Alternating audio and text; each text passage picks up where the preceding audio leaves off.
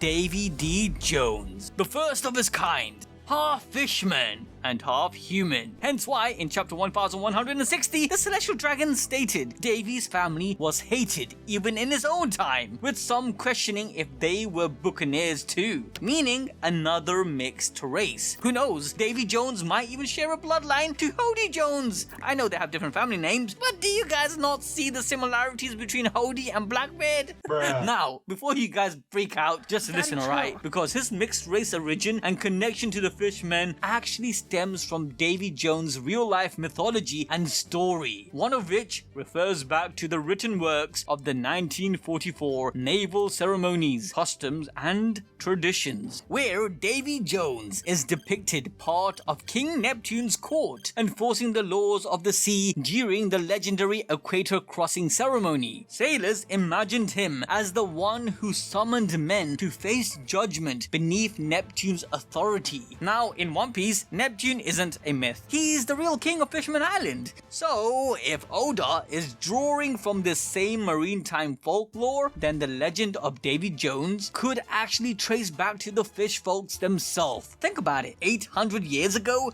during the Void Century, the fish folk were already tied to the secrets of the sea, ancient weapons, and even Joy Boy's promise. We already know that the queen at that time, Poseidon, was seen as a sovereign. Likewise with Joy Boy. Now, I'm not saying this is the case, but maybe them two did something and they got a son, and the son somehow was Davy D.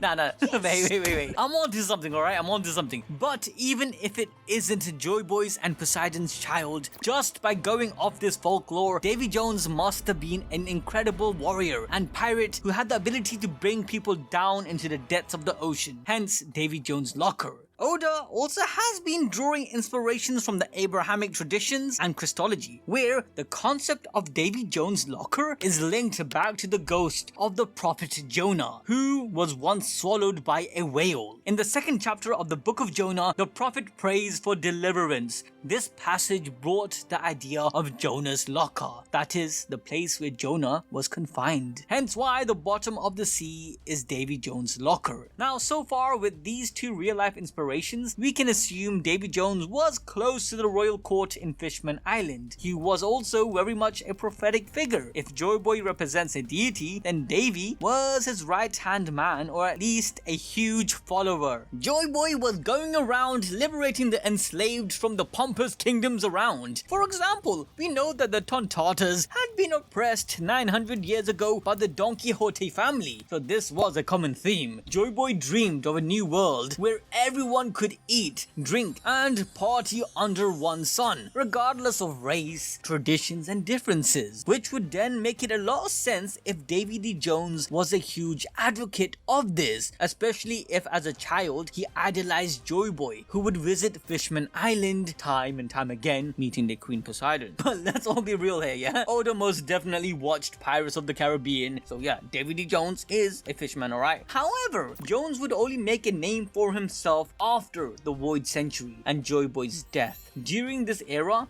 the world's power drastically shifted into the hands of the newly appointed celestial government. In their initial run, the Marines were made up of trusted nations that would side with IMU, where any oppositions would have been further oppressed, chained up, forcefully governed, and if they were connected to Joy Boy's inner circle, then they would have been ethnically wiped out. This then brought the introduction of the Heavenly Tribute. Nations, to save themselves from this oppression, needed to pay a heavy tax, in turn leading to a huge influx of poverty and, of course, a new age of piracy. Unlike Joy Boy's era of the Peace Mains, which was to fight oppressive regimes of the evil 19 kingdoms and celestial dragon families, this was different. It was for pure survival, which in turn brought a lot of Morganian piracy. Pirates with no common goal. They would just plunder and sack anything they saw, even killing each other, having zero sense of unity. However, Davy D. Jones couldn't accept this, so he went out of his way to challenge IMU rather than waiting 800 years for some prophecy. The first thing Jones had to do was gather gold and various forms of wealth, along with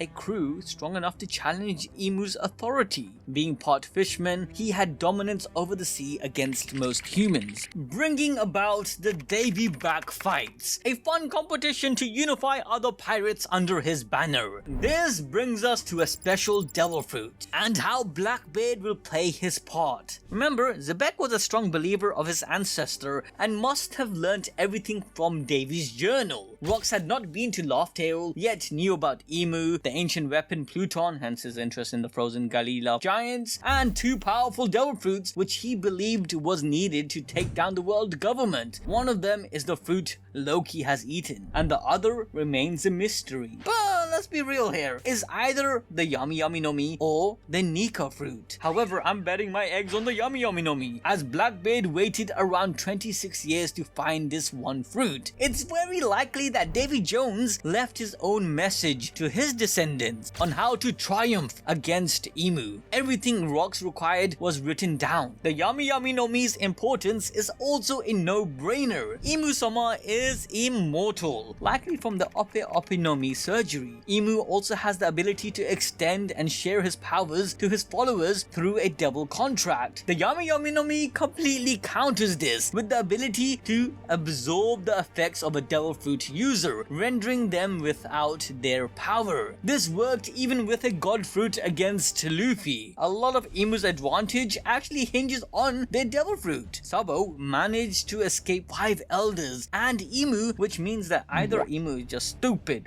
or doesn't have the level of hockey compared to Joy Boy. Obviously in Elbaf we know IMU's hockey is busted, but not backbreaking. Davy Jones must have discovered this devil fruit and believed it was what gave him a fighting chance. However, the power of the soul fruit, which the giants possessed, was needed to deal the final damage. Davy Jones possessing the Yami Yami no Mi would also give an explanation to the legend of Davy Jones' locker, as the black hole swallows everything in sight, like a locker, and then can be expelled when the user sees fit. In One Piece chapter 306, Robin explained how Davy Jones was cursed by a demon, or devil fruit, and now is said to live at the bottom of the sea floor. Being a legendary pirate of his time, any sunken ship or treasures get locked away in his locker. This concept worked with treasures too, so the rumors could have been started from then on. Now with that said, I still hold on to the existence of a Zoan demon spirit fruit, and like Zebek, Davy might have had that too, with it being his first power. Those of you who don't know this theory, it's basically if Zebek didn't have the Yami Yami no Mi, then he must have had a Zoan demon spirit fruit that once awakened allowed him to possess others, hence he is still alive in his son Blackbeard. One reason I believe this is because of Zebek's Jolly Roger, along with the idea that Blackbeard is more than one person, a trinity of a sort, each with their own unique characteristics: the father, the son, and the Zoan spirit, where the latter binds all three of them together. After Rock's death, the spirit of the Zoan kept him alive inside of his son, and now the spirit itself is its own person, leaving the father in Zebek and the son in Blackbeard to be distinct entities, allowing each of them to have a separate devil fruit. Basically, if you have this demon spirit fruit, you can eat another one without dying.